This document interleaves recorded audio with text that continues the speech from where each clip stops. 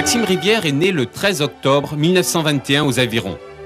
Élève discret et brillant à Lecomte de Lille, il rêve de poursuivre des études scientifiques à Paris. Mais la Deuxième Guerre mondiale éclate. Dès le ralliement de la Réunion à la France libre, Maxime Rivière part pour l'Angleterre où il rentre dans une école d'officiers de marine. La guerre terminée, il reprend ses études et décroche son diplôme d'ingénieur Supélec, puis fait un bref passage à EDF. Mais ce jeune fonctionnaire a déjà un pied dans le monde sucrier, pour avoir été, avant ses études, ouvrier à Cartier Français, où il va côtoyer René Payette, son futur beau-père. J'ai pris contact avec l'industrie sucrière et je peux dire que c'est là que ma vocation est née, lorsque j'ai fait mon stage avec un patron de stage extraordinaire qui s'appelait René Payette.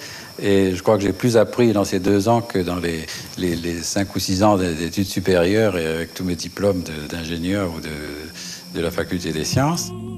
C'est également pendant cette période qu'il rencontre Émile Hugo, un homme qu'il admire pour son engagement et sa passion de l'industrie sucrière.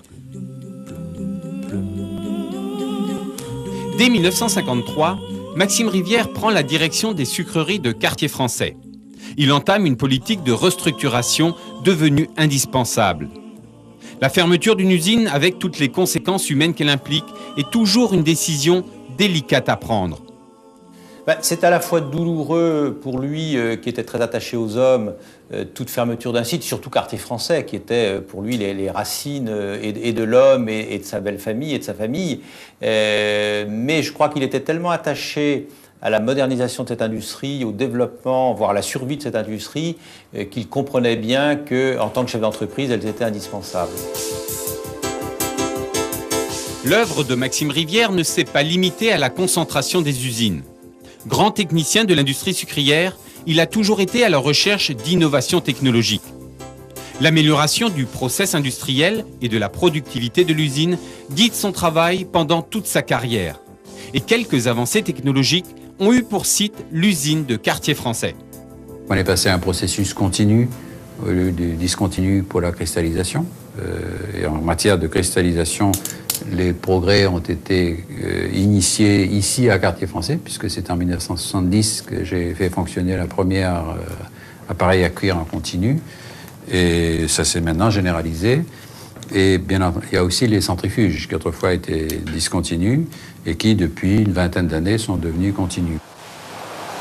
Patron d'industrie, chercheur, il sait aussi motiver ses ouvriers en montrant l'exemple. Dès qu'un problème surgit dans l'usine, il n'hésite pas à passer des nuits blanches. Il venait souvent à l'usine et une année où on avait beaucoup de problèmes, donc il dormait à l'usine carrément. C'est-à-dire qu'il passait son temps 24 heures sur 24 à l'usine puisqu'on avait réellement des problèmes. Mais la nuit, n'importe quelle heure, il arrivait, puis il faisait son tour et il connaissait en plus.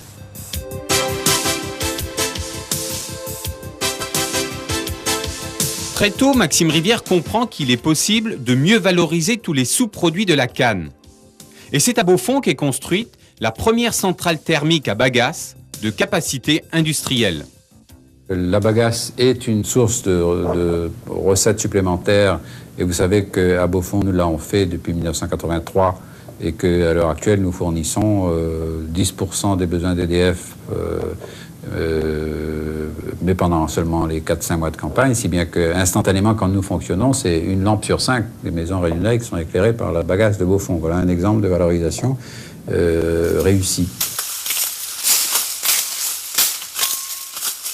Enfin, Maxime Rivière a toujours été préoccupé par les progrès des agriculteurs, conscient qu'il ne pouvait y avoir d'industrie sucrière sans une production agricole performante.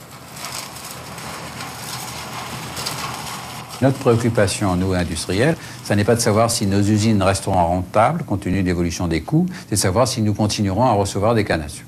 Or, ça, c'est le problème essentiel. Vous savez qu'on le prend, nous, industriels, on le prend suffisamment au sérieux pour investir dans la recherche de variétés, puisque c'est nous qui la finançons, cette recherche du CERF, parce que sans productivité en matière de canne à sucre, l'ensemble de la filière est évidemment condamné. Et c'est pour assurer la pérennité et le développement de la filière canne-sucre qu'il parcourt le monde, échangeant des données et partageant ses découvertes. Je crois que c'est un homme pour lequel j'avais beaucoup de respect. qui a beaucoup fait pour l'industrie sucrière. Il était également très ouvert vers l'extérieur et recherchait dans les autres pays soit ce que l'on pouvait tirer comme enseignement pour notre propre industrie. Il a été le père de ce qui s'est fait en matière d'examen de la situation hawaïenne. Et je crois qu'il était également soucieux de pouvoir expérimenter avec les fournisseurs de matériel, fournisseurs d'idées, des choses qui fassent progresser l'industrie sucrière. Maxime Rivière était passionné par le développement de son île et il savait très bien qu'au-delà de la filière canne sucre, qui était limitée par la taille même de l'île de la Réunion, il fallait que son île trouve d'autres sources de développement et surtout de développement de secteurs productifs. Donc très tôt, il a cherché des idées d'autres industries que le sucre. Rappelons-nous la pêche, c'est lui qui a créé la SIAP dans les années 70. Rappelons-nous Bourbon Plastique, qu'il a créé en 1967, après la fermeture de Rivière-du-Mât. Rappelons-nous Soraco, qui est une suite de la filière canne-sucre, mais qui était aussi une valeur ajoutée supplémentaire pour l'île de la Réunion. Donc je crois que quand Maxime Rivière a parlé diversification, il parlait surtout développement de son île. Très impliqué dans le développement économique de son île, passionné par tout ce qui touche à l'océan, Maxime Rivière met alors son intelligence et ses connaissances au service de la pêche. J'avais été le président fondateur de la Sodéré et à travers la Sodéré, j'étais entré au conseil d'administration d'une société d'armement de pêche industrielle qui s'appelle la SIAP.